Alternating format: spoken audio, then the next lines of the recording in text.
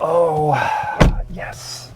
You join me inside the 2021 Mercedes-Benz E450 4MATIC all-terrain, and that's all I'm going to say about this car.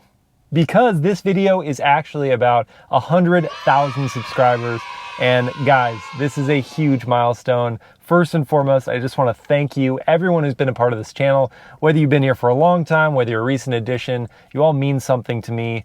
And I assure you that there's a lot of great content to come, so you're going to want to stay tuned for that. And I promised that when we hit 100,000 subscribers, I would make a special video explaining how I get access to these cars and how the loans work, and also some tips for maybe how you could get started doing this as well. So that's going to be today on Miles Per Hour. So let's start with how I get access to these vehicles. And to answer that, I'm going to need to take you back in time, give you some background on me and MilesPerHr, the brand. I came up with MilesPerHr while I was still in college, and at first it became a blog idea. I'd loved cars since I was a kid, and I just wanted a way of expressing that enthusiasm, writing about car news, writing about vehicles I'd driven, whatever it was, it just came to mind about automotive, and I just wanted to express it, so I made this blog. I also was a big fan of a certain YouTube show that has been since discontinued, but at the time it was running and I loved it. It was an automotive news show called Fast Lane Daily. It was hosted by Derek D, and he was just this really emphatic guy, and he loved cars, but it was mostly just entertaining whether you liked cars or not. So I fell in love with the show, and when I'm in college at Boston University, I connected with this professor who I shared this passion about Fast Lane Daily, and he said, you know what, I think I have a student who might know someone from that show. So made these connections and somehow got connected with the producer of Fast Lane Daily, a guy named JF Musial. And I asked JF, I said, JF, could I intern for your show? Not knowing what it would entail. And he said, yes, you're going to need to come to New York, spend a summer here, and you can intern for the show as basically a producer assistant. So I did that, and I got to learn the ins and outs of Fast Lane Daily. I got to see how the show was put together, and I even got to write some scripts for the show. Well, it ended up being that Fast Lane Daily liked my work enough that they were willing to give me a full-time writing gig as a scriptwriter for the show. So I'd write the scripts for Derek D the day before they would air, then he'd read my scripts on the teleprompter day of, and it was just like a dream come true. Having Derek D read my words was so amazing. And at some point during my time with the show, I even got to host it. Derek D was like out sick one day, and I was in New York. I was at school in Boston, but I was in New York for this one moment, and so I got to present the show, and that was just complete dream come true. And I did an awful job, and Derek was way better than me, but it was still awesome. So I had been involved with Fast Lane Daily, but I wasn't sure that that's kind of what I wanted to pursue, that the automotive industry was what I wanted to do for a career. So after graduating, I'd been studying marketing. I went to work for tech startups doing marketing for them while still writing the scripts for Fast Lane Daily. And so I was doing this marketing thing and being involved a little bit with the auto industry, but not fully. But I had been able to make some connections through the auto industry because of Fast Lane Daily. I got connected with other people in the industry, journalists and media organizations, and even automakers and their PR representatives. So after the marketing thing, I decided to come back to California and start a food business. And that was a weird idea, and it didn't end up working out, but I still kept doing stuff for Fast Lane Daily. When Fast Lane Daily ended up ending production a few years ago, I used the connections I had made to write for other media organizations in the automotive industry. I wrote car news, and eventually I started doing some car reviews. And in those, I would get some car loans, and the automakers knew that when they gave me a loan of a car, they would get coverage in exchange for that loan. So I was still keeping my toe in the auto industry, but not fully going all the way in, not diving all the way in. And then at some point I just said, what am I doing? I love cars and I need to do this full time. So I gave up on the food business and I went all in on being a freelance automotive journalist. And what that entailed was writing for a bunch of different outlets, giving them coverage of the cars I would get as loans for review. So I'd get the car loans, but I would also go to media events where they would automakers would host a bunch of journalists, can't speak anymore, host a bunch of journalists, and we would get access to cars early and have just maybe a day or two with each car, learning the ins and outs, and then writing reviews. So I was doing this, I was full-time in the auto industry, it was very exciting, and at some point I decided, well, I want to do some stuff for myself. So in addition to the blog I'd been kind of keeping up for a while, I was working on my YouTube channel, and I was making videos here and there. And at some point recently, like the beginning of this year, I said, I want to go all in on YouTube. I want to really give it a shot. I've been a freelance journalist for a while. I have these contacts, these connections. I can get cars, and maybe they'll even give me a shot of getting the cars and giving them coverage on my channel. Even though it was unproven, even though I only had like 15, 20,000 subscribers at the time, which is a lot, but it wasn't a lot compared to other outlets. They said, okay, we'll give you the cars.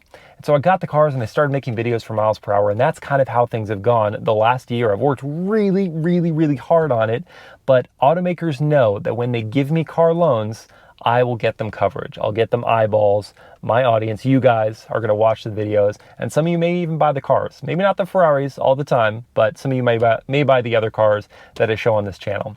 So that's how I get the cars, at least conceptually. But let's talk practical now. How do I get behind the wheel of these cars? So automakers use these fleet management companies to effectively run logistics for them. So they provide the fleet management companies with all their newest cars, and then they say, we need you to keep them gassed up, clean, and get them into journalists' hands, journalists like myself. So I then work directly with the fleet management company to say, let's use this Mercedes I'm driving as an example.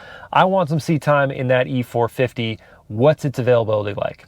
And they'll say it's available on these days, and then I find a time within my schedule to say, okay, let's book that week.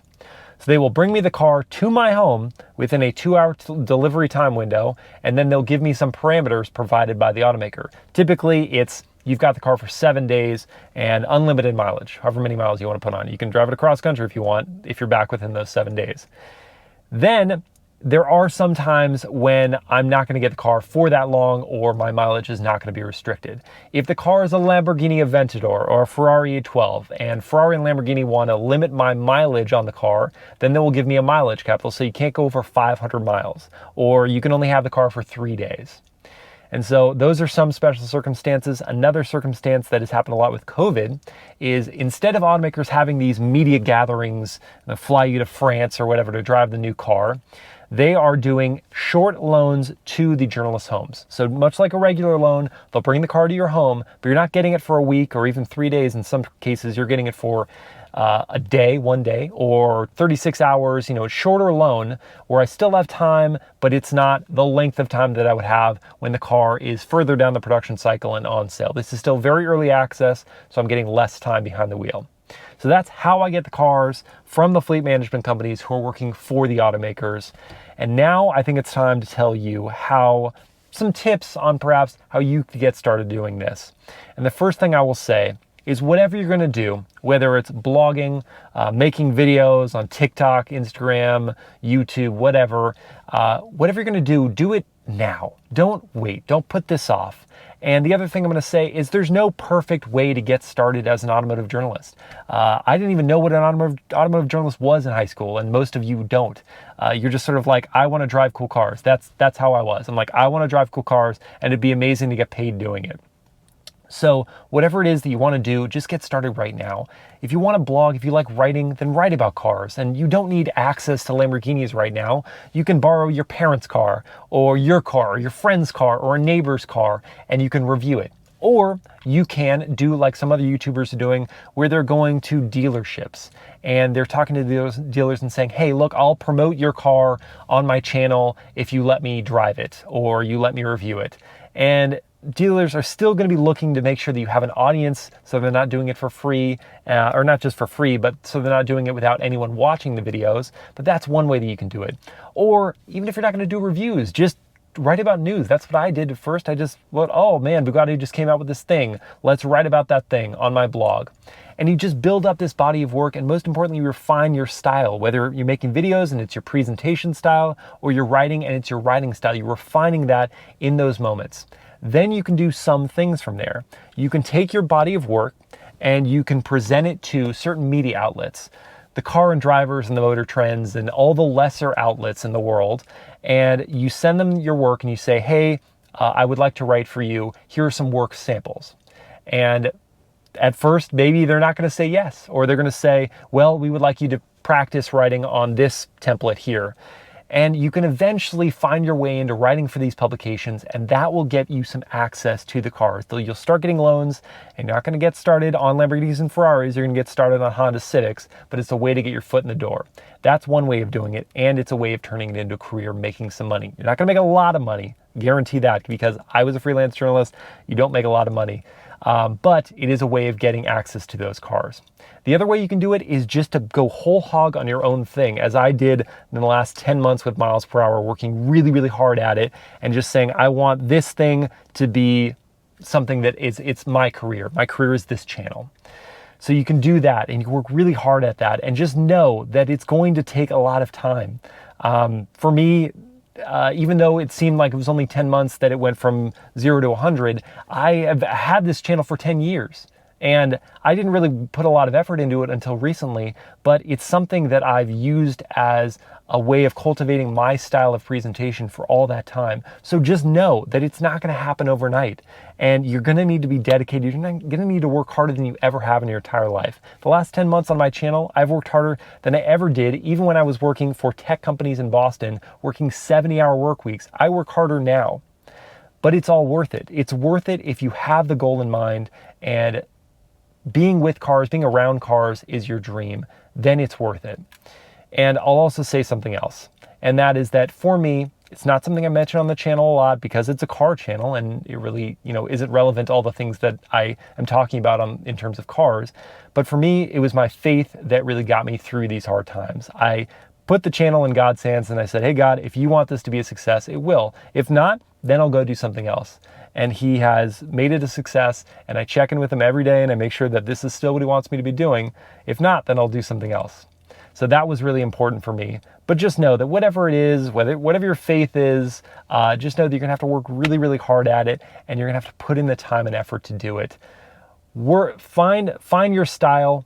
Network, and I don't mean putting on a suit and tie and going into business meetings. I'm talking about going to your local car shows and shaking hands and meeting people, because you never know who is going to know someone at an automaker who could get you that access to cars that you really need to take your thing to the next level.